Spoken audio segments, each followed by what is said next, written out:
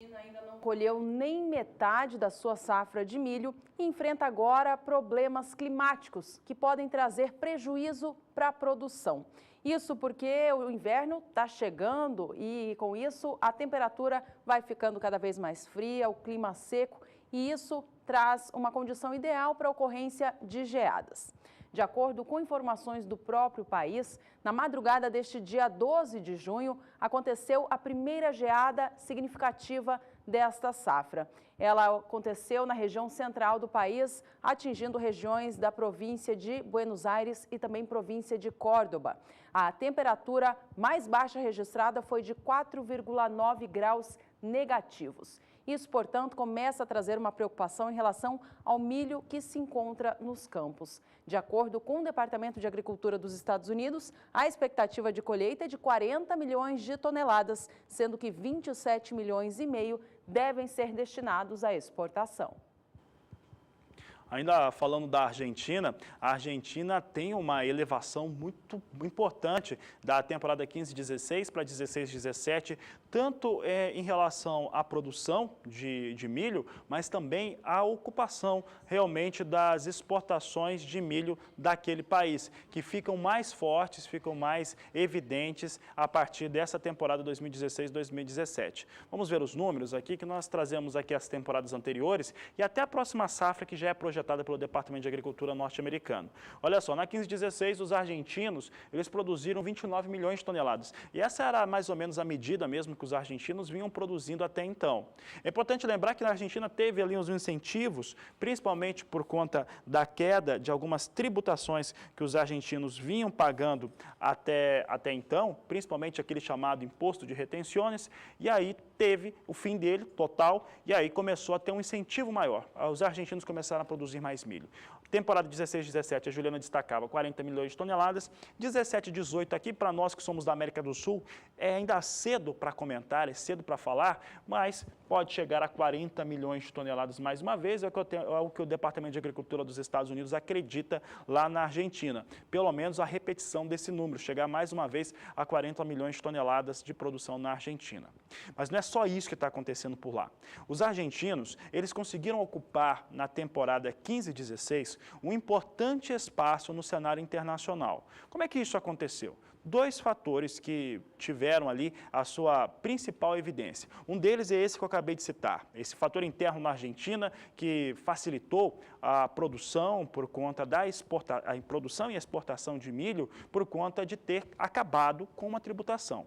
O outro fator que ajudou os argentinos foi o Brasil meio que se retirar de boa parte do mercado que tinha para aquele ano. O Brasil teve uma quebra, né, o produtor rural lembra muito bem disso, teve uma quebra muito forte na produção brasileira.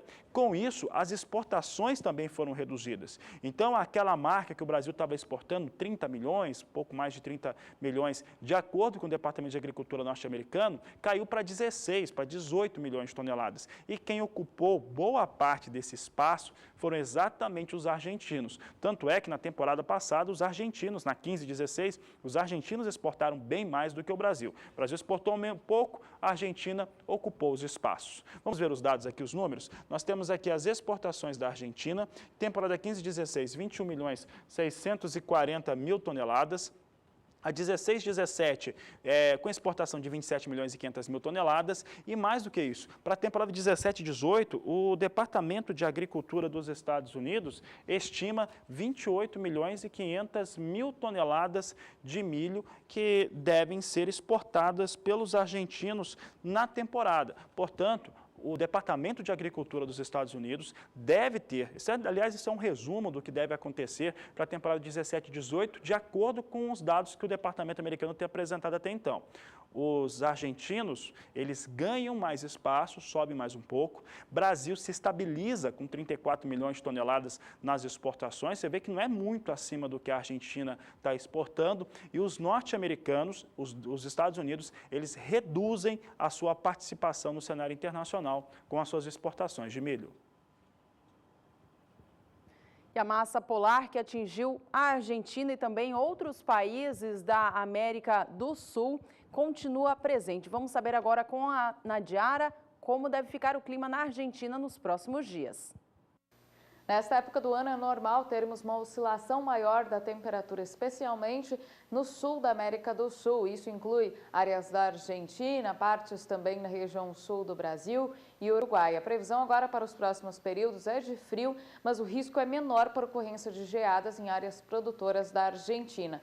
Nesses próximos dias, o tempo mais seco predomina aqui no centro e norte do país vizinho, nas principais áreas produtoras de grãos, e a temperatura ela segue baixa, as temperaturas mínimas abaixo dos 10 graus aqui em boa parte das áreas produtoras, só que essa temperatura não gera risco para a ocorrência de geada. Então, nesses próximos dias, diminui a ocorrência do fenômeno. Apenas mais ao sul e oeste do país vizinho, como é normal, a temperatura fica mais baixa, variando de 0 até 2 graus. Ao longo do próximo período, entre os dias 18 e 23 de junho, o tempo seco continua predominando na maior parte das áreas produtoras e são esperadas apenas algumas pancadas de chuva bem isoladas aqui sobre áreas de fronteira com o Paraguai, com o sul do Brasil e também em áreas litorâneas. No interior do país, tempo firme e temperaturas em declínio. Nesse período, o frio ganha intensidade. Algumas áreas produtoras devem registrar mínimas de 2 a 3 graus, aí aumenta um pouco o risco para ocorrência de geadas. Abaixo de 3 graus é maior o risco para ocorrência do fenômeno, ainda de forma isolada, mas aquelas áreas que atingirem